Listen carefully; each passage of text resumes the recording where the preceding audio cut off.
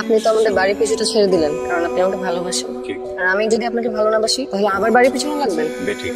ঠিক আছে, তাহলে তো আপনাকে ভালোবাসার কোনো প্রয়োজন নাই। যেখানে প্রয়োজন থাকে ওখানে ভালোবাসা থাকে না। জোর করে আর প্রয়োজন আর ভালোবাসা দুটা ভিন্ন শব্দ রেগে একটু মারতে যাওয়া তখন ব্যবসায়ী হয়ে যাবা। আপনি আমাকে পাওয়ার জন্য ব্যবসা করলেন না? ও আচ্ছা, সরি সরি, ভুল বলে ফেললাম। আপনার তো ব্যবসা হয় নাই, নতুন লোকসান হয়ে গেল।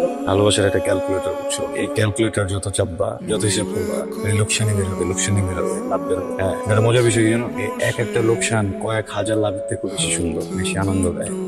বুঝলাম। কি বুঝলা? তো অনেক কিছুই বুঝলাম, যেটা বুঝার দরকার সেটাও বুঝলাম, যেটা বুঝার দরকার নেই সেটাও। একটা কথা বলিস, আমি যেদিন থেকে ভালোবাসছি দিন থেকে আমার মনে হচ্ছে কেউ আমার একটা করোনা ভ্যাকসিন দিয়েছে। আচ্ছা, ভালোবাসলে কি ছেলেরা বলদ হয়ে যায়? আমার কি কোনোভাবে বলদ বলদ লাগতেছে? ভালোবাসা পড়লে ওনার ছেলেদের বুদ্ধি আসলে হাঁটুর নিচে নেমে আসে। আমার বুদ্ধি কি হাঁটুর নিচে নেমে গেছে? আপনি আমাকে উল্টা প্রশ্ন করছেন কেন? আমার মনে হয় আমি তোমাকে একটা সত্যি কথা বলে দিই, তুমি যখন যখন আমার সামনে আসো বলদ হয়ে যাই। একটা বলদকে তুমি প্রশ্ন করলে উত্তর দিবে কিভাবে, এই জন্য আমি তোমাকে পাল্টা প্রশ্ন দেবো। বাই চাই এই প্রশ্ন উত্তর দেওয়া থেকে। আপনার সাথে যা যা হচ্ছে মনে হচ্ছে আপনি আসলেই আমাকে ভালোবেসে ফেলছেন।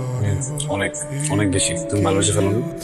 শোনেন, একটা ছেলে চাইলে সেকেন্ডে একটা মেয়ের প্রেমে পড়ে যেতে পারে, কিন্তু মেয়েদের সময় লাগে। একটা মেয়েকে প্রেমে ফেলতে হলে ধৈর্য লাগে, সাধনা লাগে। তাজমহল কিন্তু বানানো হয়েছিল একটা মেয়ের ভালোবাসার উপর। কথা অনেক ভালো লাগছে, অনেক সুন্দর কথা।